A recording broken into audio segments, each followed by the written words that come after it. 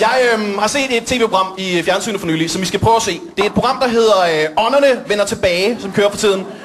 Og i det afsnit, jeg så, der var en mand og en kone med, som ejede en sparbutik. Og de var sikre på, at det spøgede i deres supermarked. Fordi at tit, når de gik forbi chipsektionen, så fandt de varer, der lå på gulvet.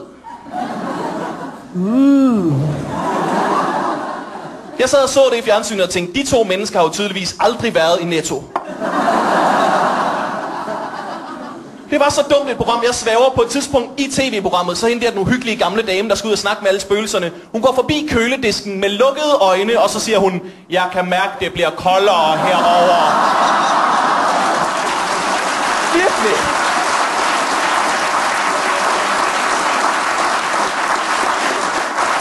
Det er bare vildt at være 100% sikker på, at det spørger i en supermarked, fordi der sker ting, som der sker i alle supermarkeder. Lad mig gætte. Nogle gange stopper jeres flaskeautomat også med at virke på mystisk vis.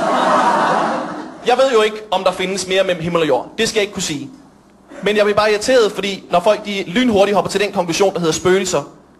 Ja, det var spøgelser, når der gjorde det. Det er irriterende sådan noget, fordi når man tænker over det, så er der jo lige så stor chance for, at det er nisser. Det kunne lige så godt være nisser, eller feer, eller trolde. Altså, der er lige stor chance for, at det er Kevin Bacon fra filmen Hollow Man, der bare løber nøgen rundt i deres frugt- og grønt sektion og dækslapper alle grebfrugterne. Og er det bare mig, der virker som lidt af et tilfælde, at alle de mennesker, der hævder, de kan snakke med de døde, det er samtidig også altid folk, som ingen andre gider at snakke med. Jeg er kun bange for rationelle ting. Ved I, hvor nederen det er at være bange for rationelle ting? Min største frygt, det er, at jeg en dag skal falde og slå mig. Jeg er ikke bange for monstret under trappen. Jeg er bange for trappen. Det øjeblik i mit liv, jeg har været mest bange, det var engang, jeg har engang været vidne til en hate crime. Og det er det mest modbydelige i hele verden, man kan se. Det er, når du ser en person, der står og tæver et andet menneske, bare fordi vedkommende er homoseksuel.